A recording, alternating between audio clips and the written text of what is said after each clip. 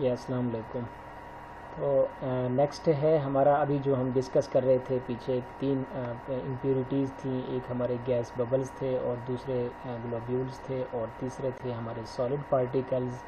In liquids के अंदर जो इम्प्योरिटी थी उसकी वजह से जो ब्रेक डाउन होता है उसको हम देखते हैं। जो इससे पहले आपने ये दो जो है वो देखी थी ग्लोब्यूल्स की और ये गैस बबल्स के लिए, ठीक है ना। तो यहाँ से आप हम देखते हैं break down due to solid particles. In the commercial liquids, solid impurities cannot be avoided and will be present as fibers or as dispersed liquid particles। क्योंकि हमारे पास प्योर तो है नहीं लिक्विड्स, तो उनमें इम्प्योरिटी जो है वो हम उससे बच नहीं सकते, जो जैसा कि फाइबर्स हैं। तो इसलिए इन इम्प्योरिटीज़, सॉलिड इम्प्योरिटीज़ की वजह से जो है हमारा जो लिक्विड का ब्रेक डाउन है वो जल्दी हो जाता है। If the permittivity is considered to be a spherical particle of permittivity epsilon 2 and is present in a liquid dielectric of the permittivity E epsilon 1, it will experience a force। एक particle की permittivity है और एक आपके liquid, वो liquid जिसके अंदर आपके पार्टिकल एग्जिस्ट कर रहे हैं। जो लिक्विड की परमिटिविटी है वो E1 के नाम से, एप्सिलॉन 1 के नाम से, और जो E है इसके अंदर ये आपका अप्लाइड फील्ड है। तो इस फार्मूले को आपने याद रखना है। और इसके अंदर क्या है कि अगर आपका जो कि पार्टिकल्स की एप्सिलॉन 2 है वो अगर ग्रेटर देन है एप्सिलॉन 1 से, तो so that the force would remove the particles.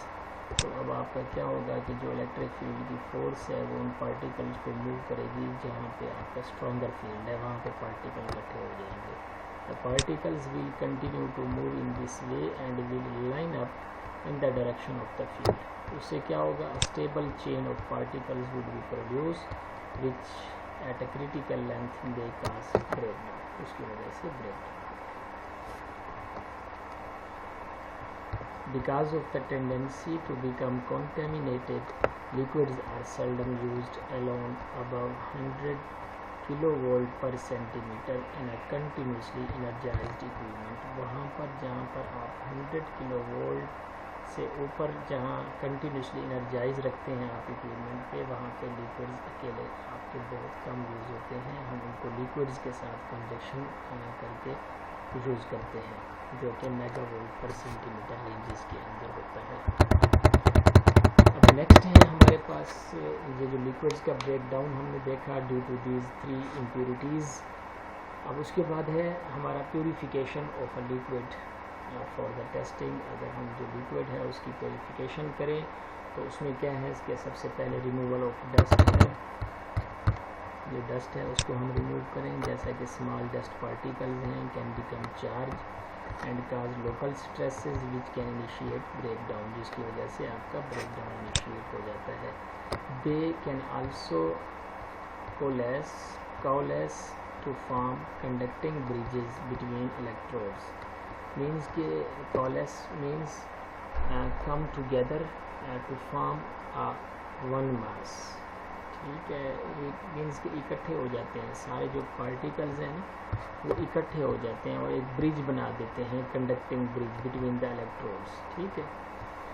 Careful filtration can remove dust particles greater in size 1 micrometre. इस साइज से ज़्यादा के जो पार्टिकल्स हैं उनकी आप फिल्ट्रेशन कर सकते हैं। The strength of the liquid then increase and greater stability is achieved. अगर आप फिल्ट्रेशन कर लेंगे तो उससे आपकी जो है स्टेबिलिटी ग्रेटर हो जाएगी और उसकी जो लिक्विड की स्ट्रेंथ है वो भी आपकी इंक्रीज हो जाएगी। ठीक है। नंबर 2 पे है हमारी रिमूवल ऑफ डिज़ोल्व गैसेस हैं। Liquid insulation will normally contain dissolve gas in a small but significant amount.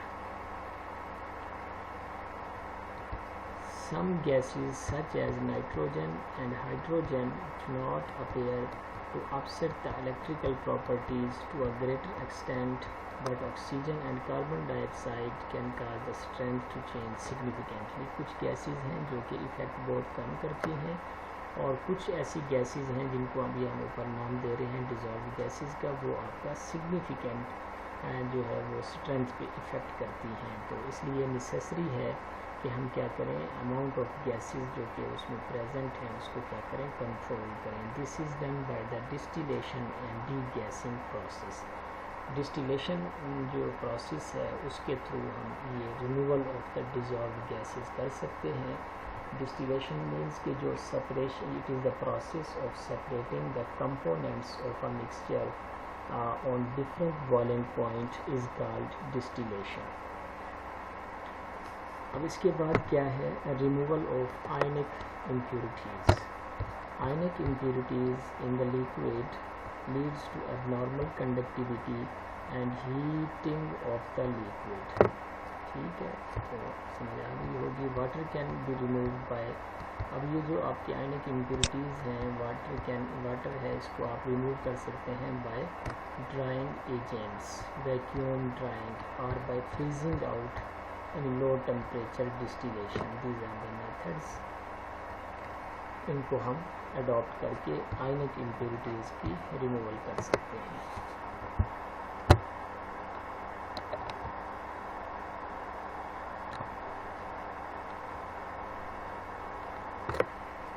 तो अब इसके बाद हमारा नेक्स्ट आर्टिकल है break down of solid insulating materials.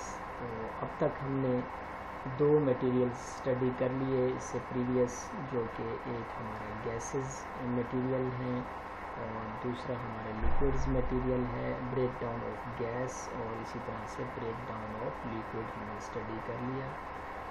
अब जो कुछ रेलिवेंट गैस से हमारे न्यूमेरिकल्स हैं उनको हम पहले स्टडी कर लेते हैं, उसके बाद इंशाल्लाह हम स्टार्ट करते हैं next topic, break down of solid insulating materials. तो ये एक न्यूमेरिकल एग्जांपल है, इसको थोड़ा देख लें आप लोग।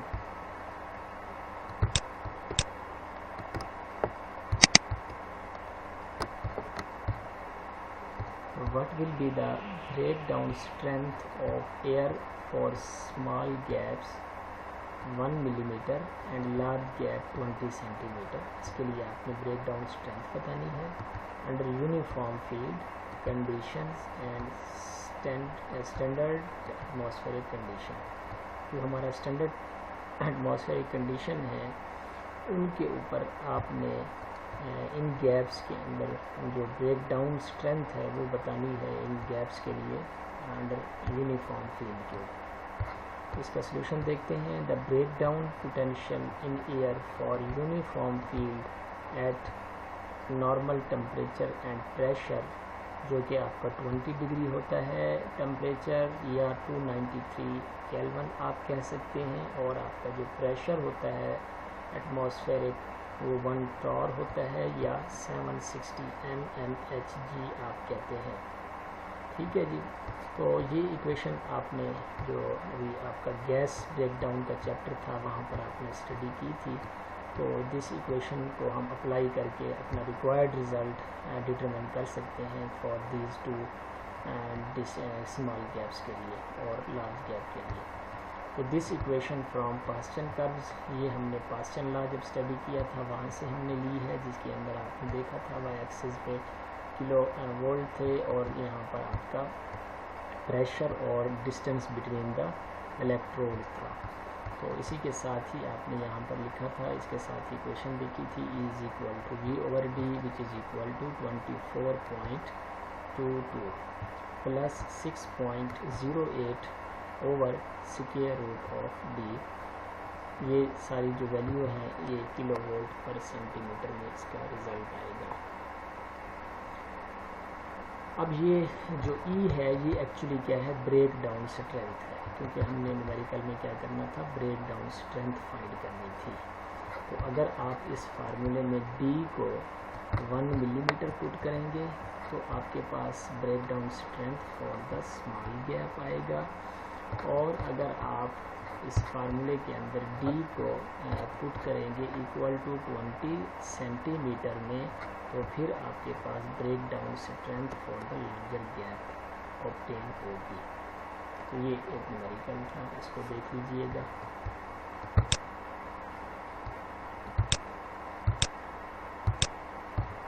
तो नेक्स्ट एक हमारा, अब देखिए यहाँ पे इसको सॉल्व भी किया हुआ है, जो पीछे देखा था ना, ये देखिए यहाँ पे लिखा हुआ है, ये वही लास्ट वाला न्यूमेरिकल है। For 1 millimetre gap which is equal to this, और for 20 centimetre which is equal to this, ये दोनों की ब्रेक डाउन स्ट्रेंथ डिटरमिन की गई है।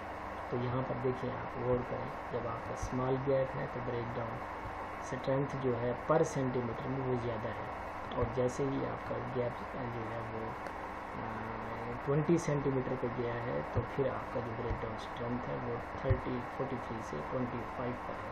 तो ये डिफरेंस आप थ्योरी में भी आप जस्टिफाई कर सकते हैं। तो अब है हमारे पास नेक्स्ट न्यूमेरिकल है, in an experiment in a certain gap it was found that the steady state current is equal to 5.5 into 10 raised to power minus 8 ampere at 8 kilovolt at a distance of 0.4 centimeter। ये सारी उसकी जो है given conditions हैं, और आपने क्या करना है, keeping the field constant and reducing the distance to. अब ये है कि इस डिस्टेंस से उसको इस डिस्टेंस पे रिड्यूस कर रहे हैं, और उसमें जो करंट बनता है वो फिर इस यहाँ से करंट जो है वो इधर पहुँच जाता है 10 raised to power minus 9 तक। तो वो कहते हैं कि अगर ऐसा हो तो फिर आप ये बताएं, calculate Townsend first ionisation coefficient. आप हमें टाउनसेंड का फर्स्ट आयोनाइजेशन कोफिशिएंट बताएं। ये टाउनसेंड फर्स्ट आयोनाइजेशन कोफिशिएंट की जो इक्वेशन थी वो आपने वेरी फर्स्ट जो आपका चैप्टर था उसमें आपने देखी थी। तो इसमें हम देखें कि वही उसकी फिगर बना लेते हैं कि यहाँ पर देखें कि आपका जो स्पेस था वो 0.4 सेंटीमीटर था पहले, यहाँ पर देखें, और जो 8 किलोवोल्ट आपने अप्लाई किया था, और उसमें जो करंट है जो माइक्रो एम्पियर मीटर हमने लगाया है जो कि ये शो कर रहा है 5.5 into 10 raised to power minus 8 है। अब उसके बाद हमने क्या किया है कि ये साइज़ को रिड्यूस कर दिया है, तो उससे यहाँ पे करंट पे इफ़ेक्ट पड़ा है, जो कि आप देख सकते हैं। तो हमने लिखा है when reduce distance to 0.1 centimetre the current will be equal to this. तो अब ये हमने उनकी कंडीशन जो गिवन थी उनको लिखा। अब हम जानते हैं फार्मूला है हमारे पास I is equal to I naught e raise to power alpha D, जो कि इनिशियल करंट है एट कैथोड पर, ये हमने डिफाइन किया था। यहाँ पर देखें कि ये जो अल्फ़ा है ये क्या है, आपका टाउनसेंड फर्स्ट आयोनाइजेशन कोफिशिएंट है। तो आपका पहला जो है डिस्टेंस, उसको हम नाम दे देते हैं D1 का, फिर इसको D2 का नाम दे देते हैं, जो आपका बाद में जो सेपरेशन है बिटवीन द 2 इलेक्ट्रोड्स, और पहला जो करंट है I1 है, और इसी तरह से जो दूसरी सेपरेशन पे जो करंट है आपका वो I2 के नाम से हम लिख सकते हैं। और इसी इक्वेशन को अगर हम रेशो के साथ लिखें तो हम लिख सकते हैं I1 over I2 is equal to e raise to power alpha into D1 minus D2। और इसमें हम जो गिवन हमारे पास वैल्यूज़ हैं उनको अगर हम पुट करें तो हमारे पास ये इक्वेशन होगी, और इसका जो रिज़ल्ट आएगा वो हमारे पास कुछ इस तरह से होगा, 10 is equal to e raise to power this. इसको आप सॉल्व करें, दोनों तरफ से नेचुरल लॉग ले लें, और यहाँ से आपके पास वैल्यू आएगी अल्फा इज़ इक्वल टू 7.676 इसका, क्योंकि ये आपका कोफिशिएंट है, इसका कोई यूनिट नहीं है। तो ये अल्फ़ा हो गया टाउनसेंड फर्स्ट आयोनाइजेशन कोफिशिएंट।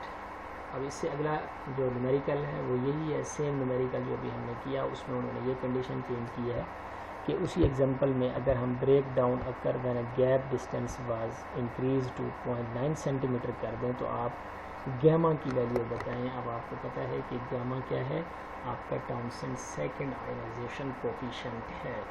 जो टाउनसेंड सेकंड आयोनाइजेशन कोफिशिएंट है वो गामा है, और वो जो इक्वेशन है उसके लिए आपको याद होगा, आपने देखी होगी टाउनसेंड थ्योरी के अंदर, gamma is equal to e raise to power alpha D which is equal to 1।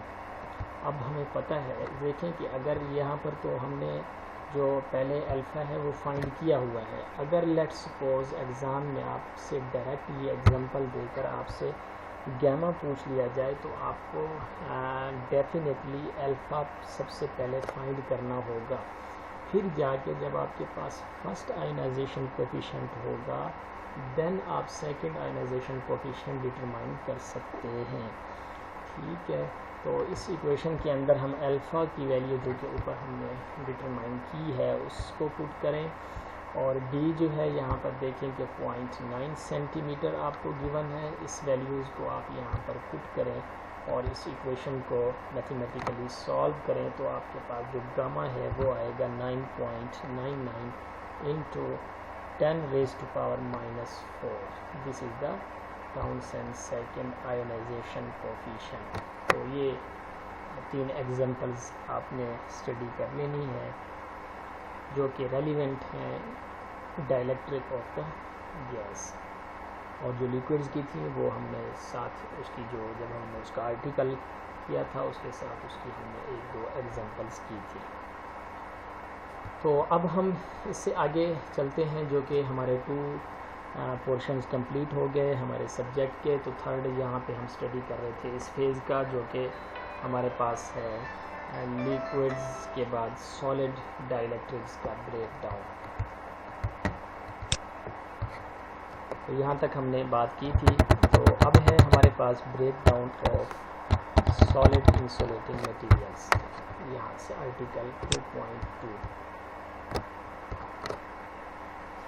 तो solid dielectrics highly purified and free of imperfections and the breakdown strength is high of the order of 10 megavolt per centimeter। इनकी जो breakdown strength है वो सबसे ज़्यादा है, gas से liquid की ज़्यादा है और लिक्विड से सॉलिड की ज़्यादा है।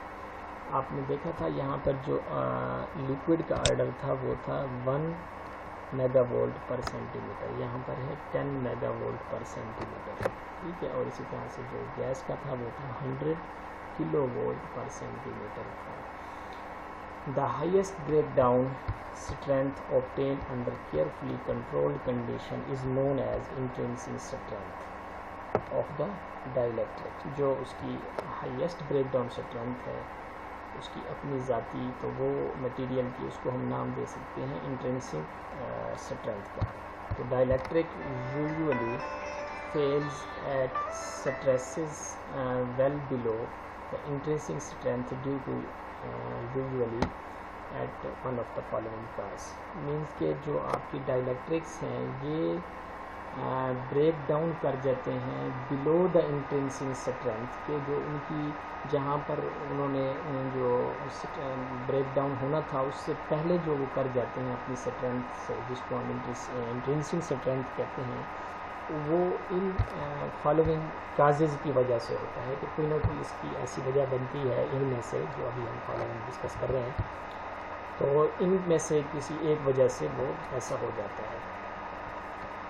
ठीक है, तो अब इसमें नंबर 1 है एक रीज़न जो कि ब्रेकडाउन का काज बनती है electromechanical breakdown. Number 1 is electromechanical breakdown. Number 2 breakdown due to the internal discharges. Number 3 surface breakdown जिसके अंदर ट्रैकिंग एंड एरोजन आती है। और नंबर 4 थर्मल ब्रेकडाउन। और नंबर 5 है हमारा इलेक्ट्रोकेमिकल ब्रेकडाउन। और जो 6 नंबर पे है वो है केमिकल डिटेरियोरेशन। ठीक है जी, तो अब इन 6 जो काजेज़ हैं, ये जो 6 काजेज़ हैं, इनको हम 1 बाय 1 स्टडी करते हैं कि ये काजेज़ क्या हैं और इनसे कैसे आपका डाइलेक्ट्रिक सॉलिड डाइलेक्ट्रिक मटेरियल्स की जो बिफोर इंट्रिंसिक स्ट्रेंथ है उससे पहले उसका ब्रेक डाउन हो जाता है। तो इसमें से सबसे जो पहली है वो है इलेक्ट्रोमैकेनिकल ब्रेकडाउन। इसमें क्या होता है कि ये आपका सॉलिड मटेरियल है, ये देखें इसके ऊपर जब आपने इलेक्ट्रिक पोटेंशियल अप्लाई किया तो ये जो उसकी थिकनेस है, ये इसकी फिगर बी में देखें कि जब आप अप्लाई करते हैं तो उसकी थिकनेस रिड्यूस हो जाती है, मीन्स के कम हो जाती है। तो इसकी थिकनेस के इलेक्ट्रोमैकेनिकल के प्रेशर की वजह से जब थिकनेस आपकी रिड्यूस होती है तो जल्दी ब्रेक डाउन हो जाता है बिफोर द इंट्रोड्यूसिंग स्ट्रेंथ से। तो यही यहाँ पर देखें कि when an electric field is applied to a dielectric between the electrodes, ठीक है, a mechanical force will be exerted on the dielectric due to the force of attraction between the surface charges, ठीक है, force of attraction between the surface charges की वजह से एक mechanical force exert होती है उस डाइलेक्ट्रिक पर, जिसकी वजह से क्या होता है कि जो आपकी थिकनेस है डाइलेक्ट्रिक की उस पर इफ़ेक्ट पड़ता है, ठीक है। यहाँ पर आप देख सकते हैं कि फिगर्स को, और इसका जो मैथमेटिकल एक्सप्रेशंस हैं वो कंप्रेसिव फोर्स जो है आपका प्रेशर है वो आप लिख सकते हैं इलेक्ट्रोमैकेनिकल, तो 1/dE is equal to this.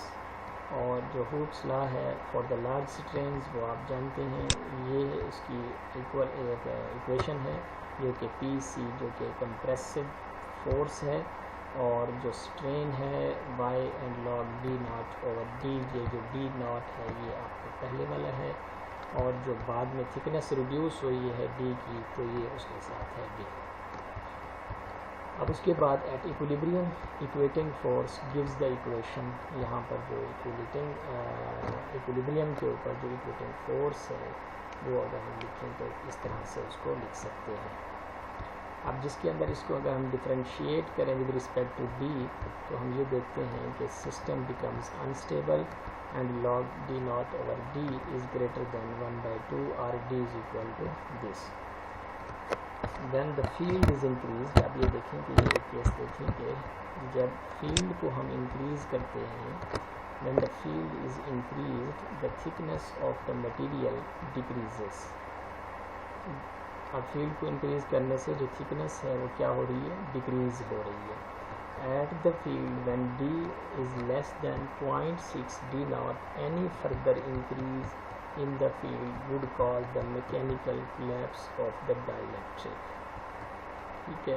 तो ये भी आप देख सकते हैं कि इस तरह से जो D की वेरिएशन की वजह से जो आपका ब्रेक डाउन है वो मतलब इसको आप कह सकते हैं कि ये मैकेनिकल कोलैप्स है जो कि सॉलिड डाइलेक्ट्रिक का।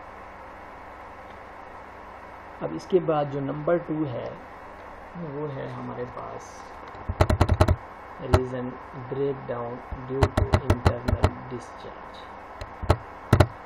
ठीक है जी। Number 2 the break down due to the internal discharge. Solid insulating materials sometimes contain voids or cavities in the medium or boundaries which between the dielectric and the electrodes। होता क्या है कि insulating materials के अंदर, solid insulating materials के अंदर बाज़ औक़ात वॉइड्स या कैविटीज़ रह जाती हैं, जो जिनको हमने यहाँ पर देखिए शो किया हुआ है, वॉइड्स जिनको कैविटीज़ कहते हैं। तो इनकी वजह से आपका, क्योंकि इन कैविटीज़ के अंदर क्या है, गैस है, और डेफिनेटली इनकी जो डाइलेक्ट्रिक स्ट्रेंथ है वो कंपैरेटिवली टू द सॉलिड, ये जो जिसके अंदर वो बना हुआ है उससे कम है। तो होता क्या है कि जब आप इलेक्ट्रिक फील्ड अप्लाई करते हैं तो उस इलेक्ट्रिक फील्ड के अप्लाई करने से ये जो मीडियम है वॉइड्स के अंदर ये डिस्चार्ज जल्दी हो जाता है, ब्रेक डाउन हो जाता है। तो यहाँ पर क्या होती है, थोड़ी देर के लिए डिस्चार्ज होता है, मींस कि चिंगारी यहाँ पे बनती है, फिर वो बुझ जाती है, फिर इस तरह से दोबारा वो वॉइड्स बनते हैं, फिर वो आपका डिस्चार्ज होता है। तो इस तरह से ये जो डिपेंड करता है हमारी अप्लाइड फ्रीक्वेंसी के ऊपर, जिस तरह की फ्रीक्वेंसी है उस हिसाब से ये डिस्चार्जिंग हमारी अगेन एंड अगेन होती रहती है। और इसको हमने यहाँ पर इक्विवेलेंस के तौर पर जितने वॉइड्स हैं उनको हम एक कैपेसिटर से अगर डिनोट करें तो कैपेसिटर की डिस्चार्जिंग से हम ये वॉइड्स की रिप्रेजेंटेशन कर सकते हैं। तो यहाँ पर यही हमने डिस्कस किया कि these voids have dielectric constant of unity and a lower dielectric strength means the electric field strength in the voids is higher than that across the dielectric. ठीक है जी, वही बात है जो अभी हमने डिस्कस की. Thus, even under normal working voltages, the field in the voids may exceed their breakdown value, and the breakdown may occur. This mechanism can be explained in this following equivalent circuit. तो अब इसके बाद क्या है कि ये जो voltage है अक्रॉस द वॉइड्स, जिसको हम वी के नाम से रिप्रेजेंट कर रहे हैं, and the voids exceeds the critical voltage. जब ये क्रिटिकल वोल्टेज से एक्सीड करता है, a discharge is initiated and the voltage collapses. The discharge extinguishing very rapidly, और वो जब प्रोड्यूस होता है क्रिटिकल वोल्टेज से, जब आपको वॉइड वोल्टेज आप ज़्यादा करते हैं तो वो डिस्चार्ज प्रोड्यूस होता है, फिर एक्सटिंग्विशेस हो जाता है, मीन्स के बुझ जाता है वहाँ पे जो चिंगारी होती है, फिर वो आती है, फिर बुझ जाती है. तो इस तरह से वो हीट हो जाता है और आखिरकार वहाँ पे जो है वो नंबर ऑफ फ्रीक्वेंसी इस तरह से ज़्यादा हो जाए उसकी, तो वो फिर आखिरकार आपका जो मटेरियल है वो ब्रेक डाउन कर देता है. तो इसको यहाँ से देखें आप.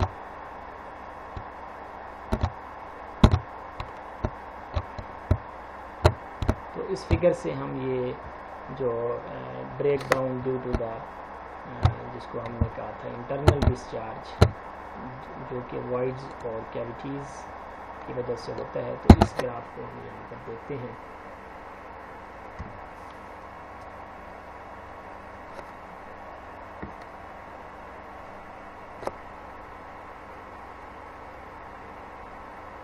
तो इसके अंदर क्या है कि देखें कि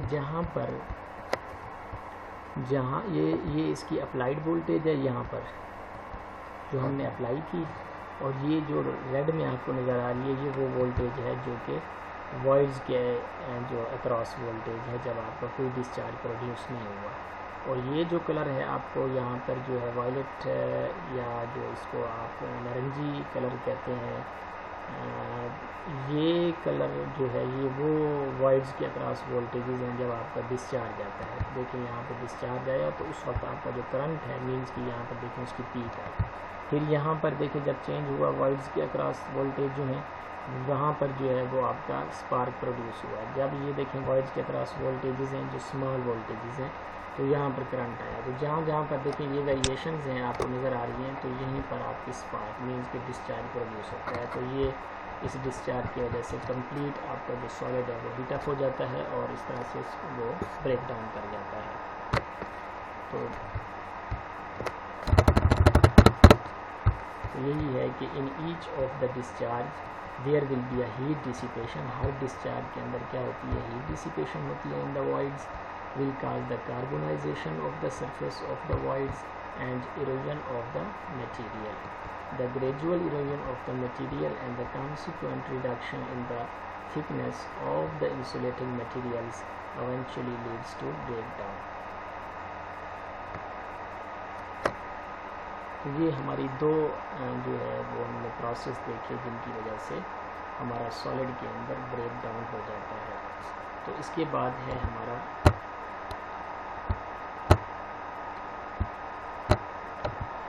जो कि थर्ड प्रोसेस इंटरनल डिस्चार्ज है, और इसके साथ ही इसी का पार्ट है deterioration due to the internal discharge.